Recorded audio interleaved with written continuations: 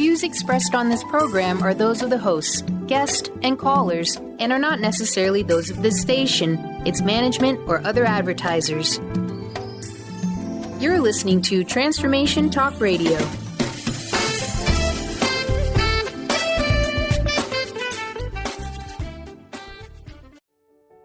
Welcome to the Karmic Path with your hosts, Tina Irwin and Laura Van Tyne. Join us as we dive into the normal and the paranormal to break through the darkness and to help you realize how karma, spiritual law, and psychic ability all combine to open the doors of understanding. This is the place where we build the karmic connections between science, psychology, and spirituality. But can we change our karmic path? Can we help someone else's karma? Stay tuned and join us for an opportunity to look at life and spirituality from a down-to-earth, no-nonsense, practical perspective. The Karmic Path radio show with Laura and Tina, Better Karma for Better Living, starts now.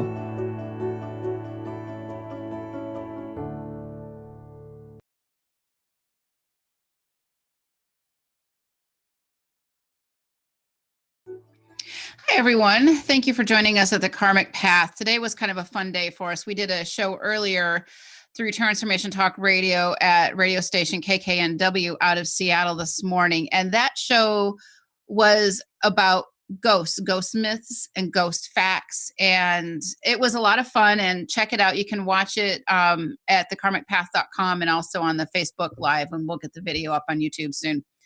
Anyways, this show, even though you may have seen it showing as the ghost show, the topic is different. The show title for this is, Can You Kill a Soul? And there's a lot of reasons why we've been going back and forth over this. But before we get into it too heavy, earlier this week, Tina, when you were up in LA, I met this really great guy. And I'm married, so not that kind of great. Because there really are great guys out there. There are. Anyways, he happens to work for a development company, and this company bought a large parcel of land by my home. And instead of developing it, they donated it to the city. And what made this really actually extra cool is that this parcel of land is adjacent to or next to the preserve where I live. So the canyon area. So anyways, I was just really excited about that. It's like, there's just some good karma in that. Well, anytime you can return something to nature or leave it alone, right? That's always a positive thing. Okay, so today's show is all about karma. We all have a karmic path, and every decision we make is going to ripple out through time and space, whether or not we're in a mortal body. Boy, that's a mouthful. Right. Do you want to say that one more time? I won't test you. Thank you. So all of our actions and reactions to those actions do echo out, and we never know what opportunities or challenges they provide for us. That's right. And the point of this show, if you don't take anything else from it, is the concept that you cannot destroy a soul. Souls live forever. It's what the ancient texts mean by life everlasting. There you go. Not death everlasting. The energy that is a soul can never be destroyed. Now, what we do have as humans is we have free will and the ability to make choices or not. And sometimes people don't choose so wisely. And they don't. We certainly see that every day. Say what? Something happens. And we always trying to marry science to this. And where we get this concept that you cannot destroy a soul is that the first law of thermodynamics, physics, is energy is neither created nor destroyed. So that is the basic premise for this entire show. All right. So let's talk about energy is neither created nor destroyed, but energy can change forms. And an example of this is simply water. It can turn to gas, it can turn to snow, it can turn to ice, it can just stay as water. So that's an example of energy changing form, but the molecules, the essence of that water is still water. And a soul is a soul because a soul existed before it entered a body and became a fetus and then a baby and then a human being. I mean, a whole person. So it versus the half people because they're really short. Sorry. Even half people are actually whole people in their mind. Okay. In their mind, they're taller. My mind, I feel like I'm, almost 6 feet tall. Okay. Not 5'1". Good for you. And that concept is a really important one to grasp. And you can't work through karma unless you have access to mortal life. Okay, do you want to say that part? All again? Right. We're here, our souls incarnate here to this earth. I mean, we're spiritual beings first and foremost. Right now, we've taken on this human body. And, I've said in the past, these are kind of like rental units. We don't get to keep them forever, right? Eventually we shed them and then we go back to our energy source changes shape, basically. We go back to hopefully home. And not all souls need to live a lengthy lifetime. Some souls just need a few moments. Some need a full life. And it's because of the karma that their soul needs for that moment in time. I have a friend who lost a baby at just a couple months of age, and it was a surprise and it was heartbreaking. But maybe, and it's not mine to judge, but maybe that baby only needed a few moments of this time. Or maybe that baby was to help that family understand and process grief. We don't know. And when you can stay in that place of not judging a situation, I think that it keeps you more in balance. Maybe that baby needed to know someone loved it. And it got to know the feeling of being wanted and being loved. And that's a really important feeling. But karma is never going to waste the energy of an event or a moment. And you cannot work through karma without the opportunity that mortal life provides, even if it's but a few short moments or months or days. And an example of this is we're all living here right now, and we have these karmic moments, and we never know when a person steps into our life, we don't know the karma that is going to be satisfied or worked through, meaning challenges or opportunities that new person who entered our life will be. And sometimes they enter your life for just a few moments. Maybe you just pass them on the freeway. Right. Or maybe they become your business partner and you're together for years. Right. You never know what that karmic moment or opportunity is going to be. And that's not right or wrong or good or bad. It just is. So, and sometimes a life can be ended when we all think they were taken too soon. They're gone too soon. And I think we all have had that kind of experience, but we may be thinking that, but there's karma involved, and there's a level of ability in learning to understand the karma of the situation of that particular death. Suppose your sister dies or your brother dies when, you're 9 or 10, or your sibling is 4 or 5. Then you have to learn what it's like to work through grief at an early age. It's a huge trauma at an early age. And it's not easy. It's really, really tough trauma. And that experience, when you give it that label, yes, it's a trauma, but it's a life experience.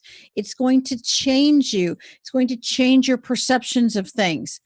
And the energy of that entire event has enormous value. People say, what a waste. Nothing when you study karma is wasted. Every moment is pregnant with consequence. In fact, I think I made a pillow for you once that says karma never wastes energy. Yeah, I bet you guys have never seen that pillow before. So karma doesn't waste energy. And I think this is a really critical concept to really take in and live with and resonate with, because life happens while we're busy making other plans. Yeah, and that's actually a line from the movie Mr. Holland's Opus. Life is what happens while you're making other plans. I think that's a brilliant statement. God bless the writer who put that on paper. Right. So, and it doesn't matter how a person dies. Right. Whether they died, they're denied life, crossing them over dramatically furthers their karmic path. Okay, do you want to say that again? All right. It doesn't matter how a soul dies. Now, there are deaths that are more traumatic, less traumatic than others. Soul doesn't die. Perfect. I'm sorry. Thank you. That's the whole point of the show. Yes, just trying to keep you on the straight and narrow there, kid. Thank you. When a person dies, they could have lived a long life and died of natural causes. They could have died of a vicious illness. They could have been in an accident. They could have been murdered. There are many ways a person can die. The most important, and we all will die, the most important element here is to make sure that that person crosses over. And recently, we redid the crossing over prayer. So you can, and it's updated now. It's been tested all over the world. We re-videotaped it and we added the history after the prayer. We added the history of how the prayer came to be because it's kind of an interesting story. So it's on the karmicpath.com, the crossing over prayer. If you have a loved one who you think may not have crossed over, even if you're sure, try this prayer. Say their name, request some angels, and use this prayer and cross them over. No matter what happens to a soul when they die, the most important thing that happens is that they get crossed over. It doesn't matter whether you believe it or not. What's the worst that could happen? You said a prayer. It took you a couple minutes. But for the soul, when you say the crossing over prayer, it's sort of like you go over and you turn on a light. And like moths to a flame, souls move toward that light. So when you say the prayer, you're turning on a light, sometimes not just for one soul, but perhaps for several souls. And that is enormous spiritual service without any judgment. You don't care what faith they are or they aren't. You don't care whether somebody believes it or not. It is an act of service and faith. And it's a truly, truly important act. And let's talk about, when we come back, the fact that it doesn't matter how the person lived, we still need to cross them over and why that's important. We are going to take a break here in a moment, but we want to thank the Oil Lounge for sponsoring this show. And you are listening to the Karmic Path at Transformation Talk Radio, and we will be right back.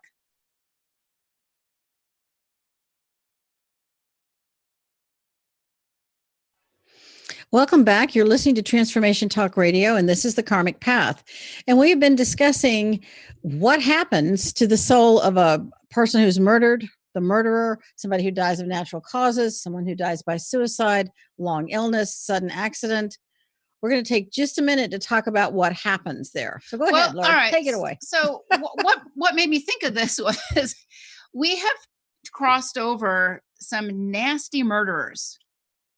There aren't any unnasty murderers. That's true. Good point. Okay. So you're adorable. Tell that to my husband.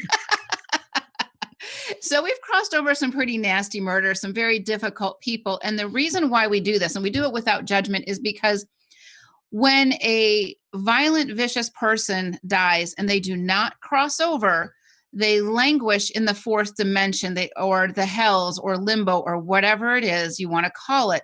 And they can haunt the living. So we've all heard about ghosts haunting people, right? So they can intentionally haunt and harm the living. And given enough time, they will reincarnate from that place of the lower astral. And when that happens, they come back here without the ability and guidance of the heaven world of soul restoration and healing. And this is really important, because when the heaven world can have access to these souls that are literally stuck in the fourth dimension, then they get the healing and soul restoration that they really need, and that we need to evolve as a species. We do. And what we're trying to say is, just because someone's a murderer doesn't mean that they cannot change. If you never cross them over, they never have the opportunity to really come face to face with the results of their actions. And they can also prey on the people they murdered. That's a really terrible place. So obviously you're going to cross over someone who met a terrible end. And it's true for every single one of us who dies. We need to be crossed over. So that's sort of our soapbox most of the time. All right. Now let's talk about some situations that really don't get much coverage. And all right. And we cross over. I don't think there's a day that doesn't go by where we don't cross over some soul or souls. And there have been times where we have crossed over souls that never entered a mortal physical body. They ended up in a miscarriage, or they were stillborn, or something like that. And a lot of times people don't think about what happens to the soul who is miscarried. And I think this is kind of an important one to talk about. And there's an interesting statistic. 52% of pregnancies end in miscarriage. Not miscarriage and stillbirth, just miscarriage alone. That's a lot of miscarriages. And no one ever wonders, well, what happened to that soul? Right. And there may or may not have been a soul attached to it. We don't know, but it's a possibility. We've crossed over some of those souls in the past. Every single time, Yes. is there a soul attached? I don't know. We don't know, because sometimes a soul can enter the body early or late. We have no idea. It's above our pay grade. That's so beyond our pay grade. When does the soul actually take possession of a mortal body? That's right. When do you get the keys to that body? Exactly. Yeah. And so we want to kind of look at miscarriage through a karmic eye. Sometimes when a woman miscarries, it can be for a lot of reasons. The time isn't right. Maybe the woman's body is not quite ready, or there's an anomaly in the structure of the baby, and that means that baby cannot be born. Well, that baby is now denied access to that set of parents at that moment in time. Right. And again, there is no time in the other dimension. Only in the third dimension here, where we're in these physical bodies, is there time.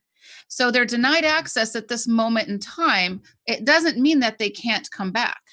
And I guess one of the questions we got was, is the soul destroyed in a miscarriage? And the answer is no, you can't.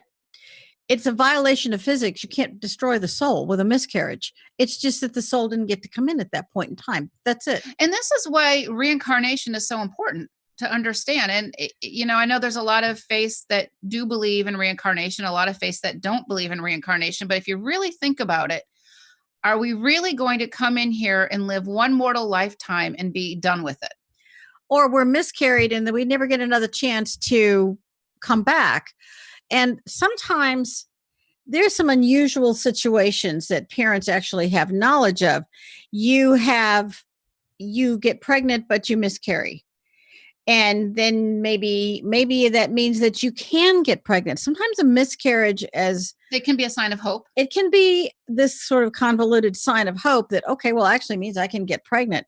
But when the miscarriage happens, meaning that you don't carry the pregnancy to term, then that's usually a really sad thing, unless you really didn't want that child, and then you're grateful that you're not pregnant anymore. That happens too. And so, is there karma attached to this? And I guess I'd have to say that everything carries karma. Yeah. You tried to get pregnant, or you got pregnant accidentally, whatever. And karma isn't always a bad thing.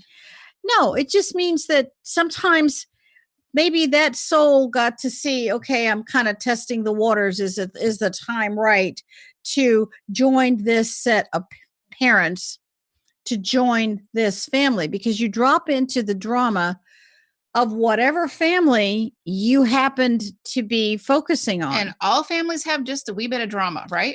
I don't know of a single family that doesn't have some drama. And a lot of times there's so much drama around pregnancy. Do you want to have the child? Do you not want to have the child? Is the father can you afford it or not afford it? Yeah, I mean, right now the cost of having children is high. Or is it convenient? Is it not convenient? I don't know. I don't know where the clock in the calendar is that says it's convenient to have a child. I don't think it's there. I mean, maybe it's just a crapshoot. I'm kidding. I think that, yes, there are people who plan. We actually did that.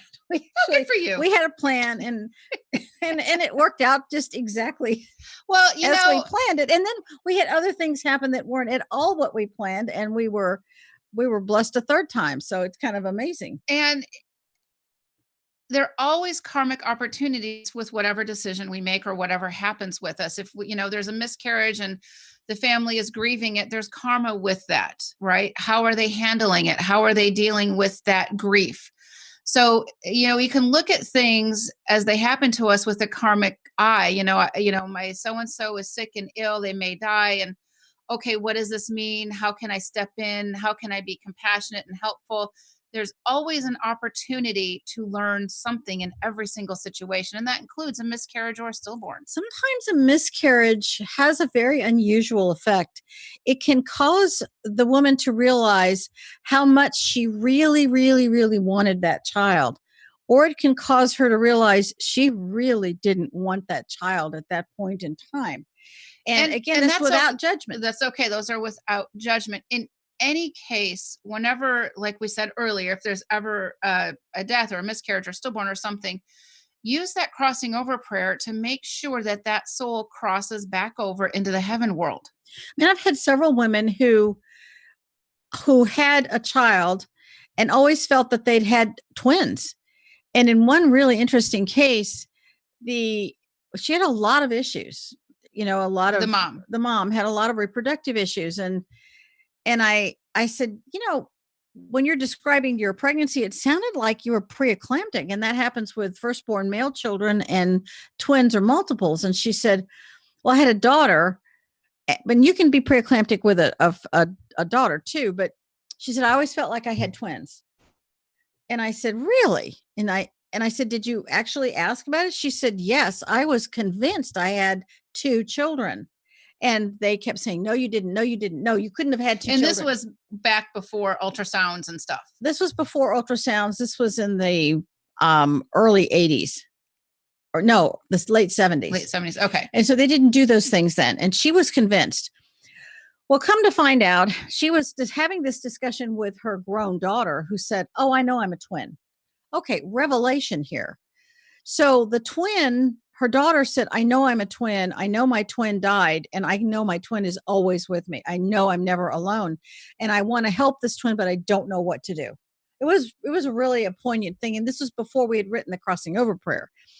And I said, well, then that sort of verifies it for both of you. It doesn't matter, because in a lot of hospitals, a doctor would make a decision not to tell the mother, and she would never know. She would be kept in the dark like she's a 5-year-old and wouldn't be allowed to know that she had a baby die. But her subconscious knows.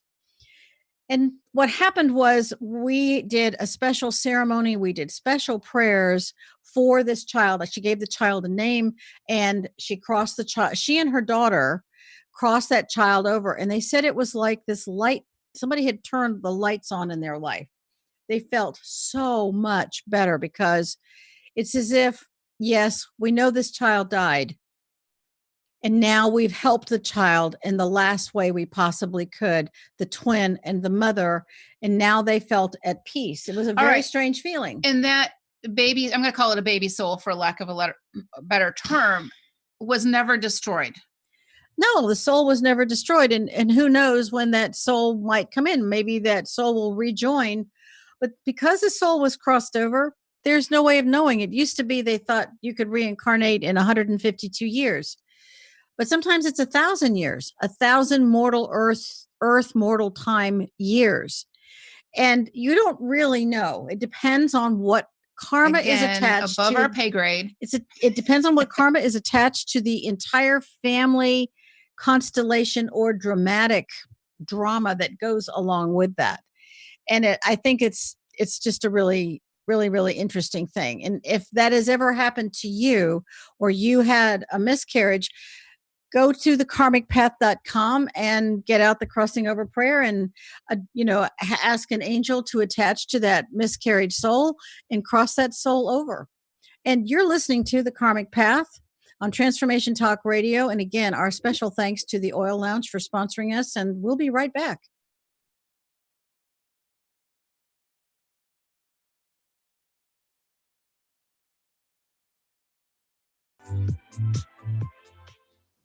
Welcome back to the Karmic Path on Transformation Talk Radio. All right, we're talking about this, can you kill a soul? Does a soul get destroyed? And we've been kind of dancing around a certain subject, because we have been asked by several listeners, viewers, with the current abortion state in this country. Okay, we're putting our tap shoes on. Yeah, we're putting our tap shoes on. And, this is a tough one. With the recent politics and abortion, we've got people writing into us saying, what about? And so that's what brought this up. Our original show this week was going to be on Akashic Records, which we'll do in a couple of weeks. But we just felt that we had to pivot this week because there's so much polarization going on in this country right now. If it's not a wall or if it's vaccines or whatever the widget is, it seems like some source or something is working so hard to divide this country and divide the world. And that's kind of a problem. Right. It's a problem. And, all right. But that's for another day. But show. We've gone back and forth on, do we do a show on this or not? And, we keep coming back to the same thing. We can't destroy a soul. Is an abortion ideal? Of course not.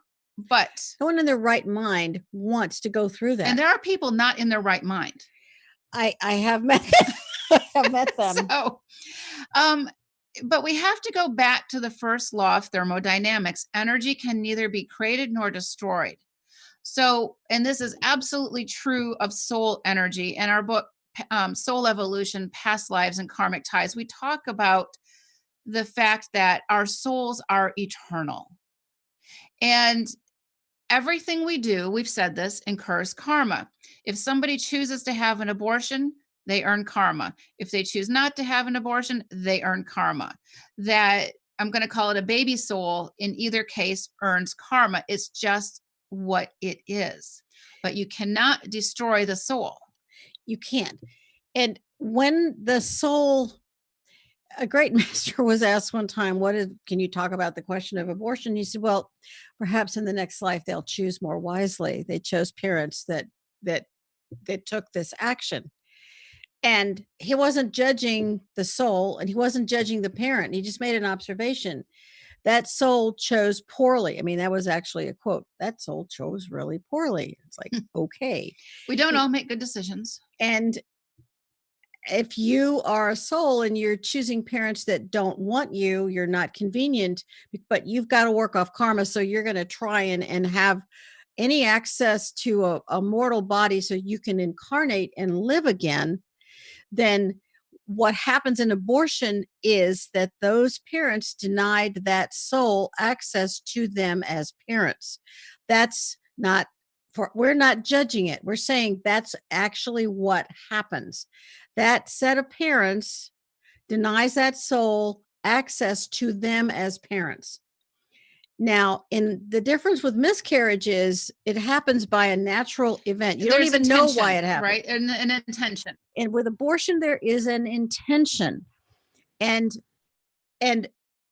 there are so many reasons people do this, take this. I mean, it's rape, it's incest. And we had one person write in who was in an abusive situation and she found herself pregnant and she's like, what do I do?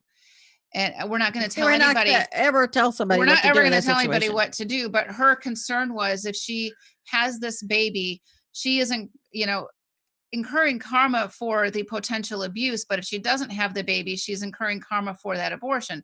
That's a tough situation. And women have been faced with this since the dawn of time. Since the dawn of time, abortion has been discussed. Again, right or wrong or good or bad, whatever your view, it's been going on since the dawn of time.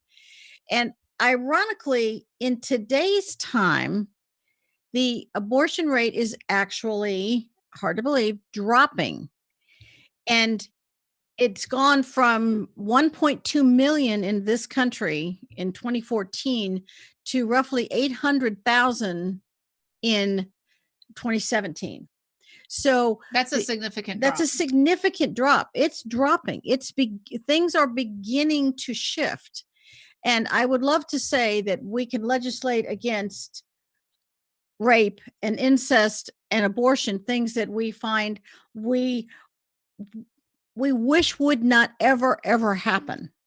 That there would never be a circumstance where someone would say, I cannot keep this baby. In my heart of hearts, I wish that with my very being. But things happen that we are not in a position to judge in any way. And it's every single decision someone makes carries a consequence. A woman who is raped incurs karma in an element of it. What that is, maybe she fought it, maybe she did her very best. What is that karma? I don't know. The rapist incurs horrific karma, whether it was a family member, it was incest. I mean, we've crossed over thousands and thousands and thousands of aborted babies that between the two of us, just an astounding number of them. We're not going to leave them there. We encounter them, we cross them over immediately.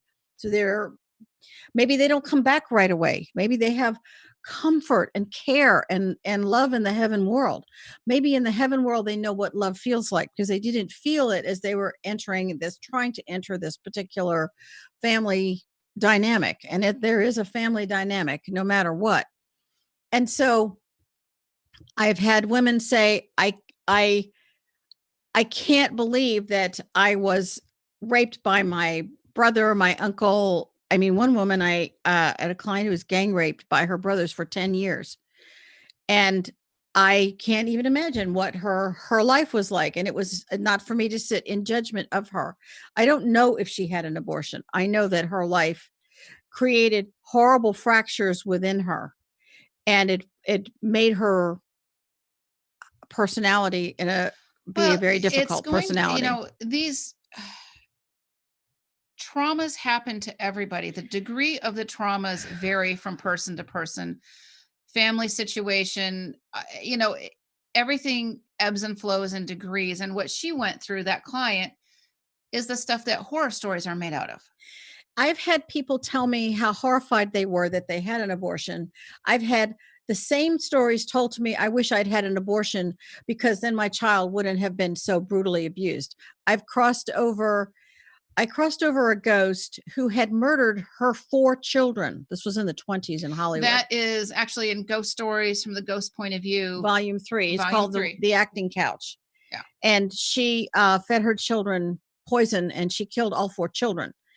And she wished she'd had it. She told me, she said, I wish I could have had an abortion. Then I wouldn't have to be a murderer and have killed them all. And then her life was horrific after that because she gave up on her dream of being an actress. I mean, it was a really tough story to listen to, and I shared it. But I've heard women on both sides of the aisle tell me what they wish they had and wish they hadn't. And it put me in a position of not judging it. I have not walked in the shoes of those women. Nobody not for me to judge. Tell another person what is right or wrong for them. It has to come from within. And it could be, as simple as buying a car or a house or having an abortion. Whatever that decision is, it has to be right for that person. And it's reminding me of a baby ghost that I had crossed over, and this baby died in Ohio. And he was born to drug addicted parents, and they abused him and he died in their care. Was this baby an opportunity for these drug abusing parents to clean up their act and they failed? Was this baby, maybe did some drugs dealings or something in another lifetime, and this was, for him to work off karma, figure out, maybe that wasn't a good thing? We don't know. So there's always the issue of we don't know. And a lot of people seem to become so polarized over the abortion issue, and it's not ours to judge. It shouldn't be ours to judge. Every person, every soul is unique and has different needs, different wants, different desires. And we all have free will. The karma of every decision we make will come back to us in some way. We may not be able to understand it right away. We may not be able to explain it, but it is an absolute, not because we said so, because we're just people talking to you on the radio, but because it's basically... Well, we study these things, though. We actually study these things. It's action and reaction. We know that the law of thermodynamics says that you cannot destroy a soul. You denied the soul access to you as parents. But the I think it's Newton's third law: for every action, there's an equal and opposite reaction. So there's going to be a reaction if you have an abortion. There's going to be reaction if you don't have an abortion. And how that works out for the soul is, this has been going on for thousands and thousands and thousands of years. Women have not been able to fully control what happens to reproduction. I mean, that really was the whole point of birth control, that you could choose when to become a parent. That choice not only gave a person a sense of freedom, it would cut down on the need for someone to even conceive of having an abortion. Imagine that you've had this is a very interesting show that this woman had 8 children. She couldn't feed them. She was half desperate. She got pregnant with her 9th, and she adored her children, but she discovered a rat was chewing on her child. And she was so horrified that her child would have to go through that. And the thought of having a 9th child put her in a position that she went a little crazy. They actually discuss how she went a little nuts, and she found someone to do this, and she aborted that child. And she felt horrible that she couldn't give that child a home. She had no access to birth control. She had none. And she felt a lot of emotions. That's the best I can say, because I can't say how she felt because I wasn't in her body. It's a very interesting story. And on that cheery note, we're going to take a break. You're listening to The Karmic Path on Transformation Talk Radio, and we will be back shortly.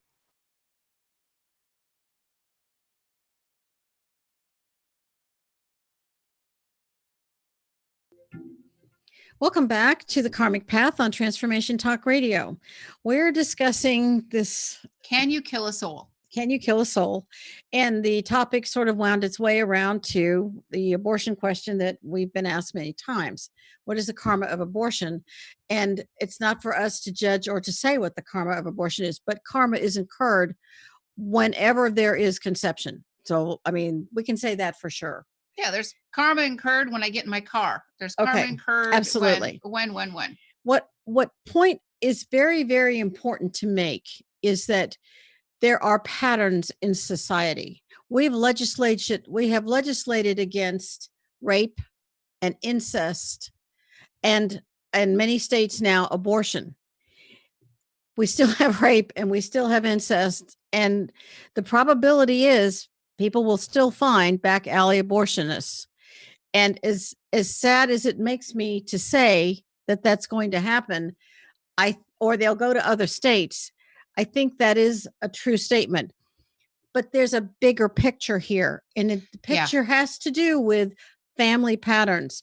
And so if you're born and no one wanted you, and you were completely unloved, and you were a child in the foster care system, you're looking for love in all the wrong places. Here's the issue is that we need to fight for the rights of the children who are here. And as a former elementary, middle school teacher, I can tell you, a child who is not wanted, they know that they're not wanted. They know they're an inconvenience. They're hungry. They're tired. They're exhausted. We need to fight for these kids. Did you know that in the foster care system throughout the entire United States, if a child is in foster care and they move from home to home, they are given a giant black trash bag for their things to put their things in to go to the next home? What does that do to a child's subconscious? Take this trash bag and put your stuff in it because you're garbage. What we're trying to say is that unless you change the emotional pattern that stops the need for abortion by providing loving homes for the unborn and unwanted, and those already born, and in other words, people are fighting for the rights of the unborn, and they are deeply and profoundly passionate, and these are good people. I would ask also that they fight for the rights of the children who are already born and unwanted. I mean, what would happen? What would be the karma of a society that said, okay, we're going to tell you you cannot have an abortion, but here are these people, lists of people lined up to take your child. Even if your child is abused, even if you were living in chronic fear, even if that child is going to be meth addicted, opioid or heroin addicted, or alcohol addicted, mentally or physically damaged, or emotionally damaged, we have people lined up to take those children. And there are 800,000 children a year who may now be coming in, we need at least 800,000 adoptions to take place. So those children won't repeat this pattern. And I have done volunteer work for organizations such as Angels Foster Care, which takes in drug addicted babies. And I can guarantee you there's almost never enough homes for these babies. And these homes for the babies are always temporary. They're going through a system. They're going to be living a life. These children in a system, not a home, a system. There's a difference between living a life in a home and living a life in a system. And babies do this thing. They grow up. They become adults. And it's our jobs to make sure that they're productive adults. That they don't enter the prison system. When a child is unwanted, and I can tell you as a teacher, I have had many children who I knew were not wanted. Their self-esteem is not intact. They are chronically reaching out in all the wrong ways to create attention and drama because they don't have that love and affection, and they don't know how to get that love and affection. So they act out, they misbehave. And by misbehaving, I mean, they could start a fire in the school bathroom or worse. Now, not all children in the foster care do these things. They do not. They do not. We would not make such a blanket statement. What we're saying is that this desire to be wanted is a basic human need. And the need for people to adopt, 1 to 5 children who are going to be coming in and will be unwanted. If women knew that if they kept their baby, that there's someone standing by to take that child, so that abortion would never even enter their mind, because now there's a system in place to say, we'll take this child from you. Don't worry about it. And it would be fantastic if the rights of the children who are already born were equal to the rights of the children who have yet to be born. And that those souls who do make it all the way in, and they're not miscarried, they're not aborted, they don't die by being beaten to death or poisoned when they're 2 days old, which I've certainly seen. Well, yeah, in the ghostly form. In ghostly forms, not ghostly personally. Form. Then that issue of care and changing life patterns. Imagine if you had a society for which there was no need ever for an abortion. Imagine what that society would look like, because people were lined up to take those children. And if fighting for the rights of the unborn can also include fighting for the rights of those children who were born, or taking those women, instead of making them feel horrible about themselves, say, listen, we know stuff happens, and that you're keeping this child might be horrible. We're going to step up and take that child. We're going to help you for more than 6 months. Yes. We're going to be there for you. A lot of, women who have abortions don't necessarily have family that they have no one. So many of them have maybe they came out of the foster system, and we have this repetition pattern. And by the way, there are plenty of lovely and wonderful foster parents who are incurring amazing karma. But they're overburdened. The social service system, those people burn out really, really quickly, because their hearts are huge trying to help people out of horrible situations. And I think our point is, it's not for us to judge one way or the other. We're not sitting in judgment. Yeah, and we're hoping that this discussion kind of opens up people to a different way of thinking, a different line of thought. We're not pro or against. It's just a karmic situation. You can't kill a soul. That's the first law of thermodynamics. And psychologically, if we remove the need for abortion by giving women an alternate choice, that would be amazing.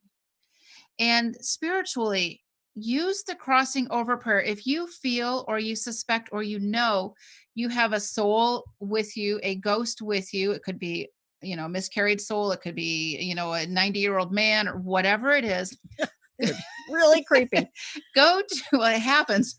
Go to thekarmicpath.com and play that crossing over prayer and direct those souls to cross over into the light that it creates. And we've had testimonials on this prayer all over the world that it works. It's a huge, huge service that you can do for yourself and for those that need the help. In our heart of hearts, we wish with all of our hearts the word abortion did not exist. We wish that every child could be welcomed and loved. But karma doesn't always work that way.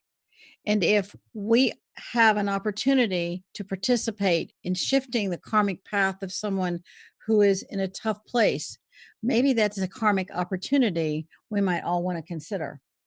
And I guess with that, we're done. Thank you for listening to the Karmic Path on Transformation Talk Radio. Take it away, Thank you Laura. very much. And if you have questions for us or comments, and I'm sure someone will have comment after this. Questions at thekarmicpath.com. And we want to thank the Oil Lounge for sponsoring the show with us today. And a special thank you to our producer, Kat Grebe, for her help in putting this show together, and all the folks at Transformation Talk Radio. And please check out our books and courses on thekarmicpath.com. Talk to you next week.